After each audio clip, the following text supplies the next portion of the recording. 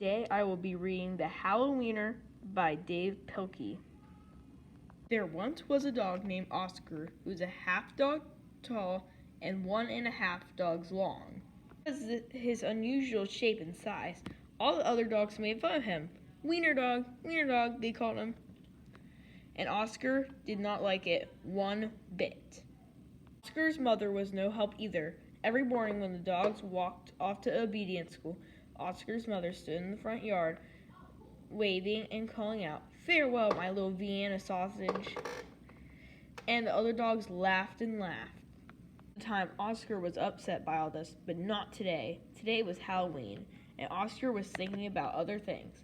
All day long at obedience school, Oscar daydreamed about Halloween night, trick-or-treats, and scary costumes. When Oscar got home, he dashed upstairs to start working on his scary Halloween costume. But when he got to his room, a surprise was waiting for him. "Happy Halloween, my little sausage link," said Oscar's mom. "I've made you a costume to wear for trick-or-treat." When Oscar saw the costume, he nearly fainted. It was a giant hot dog bun, complete with a mustard, and guess who was supposed to fit in the middle? Oscar did not want to hurt his mother's feelings, so he decided to wear the silly costume. That night, all the dogs on the block gathered to show off their costume. Everyone was looking quite scary. Then Oscar showed up, looking quite frank. The dogs saw Oscar in a silly costume. They howled with laughter. "Look at Oscar," they cried. "It really is a wiener dog." Poor Oscar was so embarrassed. Wiener dog," laughed as the other dogs as they ran off to trick-or-treat. Oscar tried to keep up with the dogs, but his silly costume kept slowing him down. The other dogs hounded every treat they could get their paws on. So by the time Oscar got to each house, there were no treats left. Soon trick-or-treating was over and the dogs walked home past a spooky graveyard. Suddenly a horrible hissing sound filled the air. The dogs stopped dead in their tracks. Nowhere, the graveyard rose a ghastly monster. The dogs screamed for their lives. They dropped their treats and jumped into a nearby pond. The monster moved closer. "Please don't eat us," cried the dogs. The monster yowled and hissed.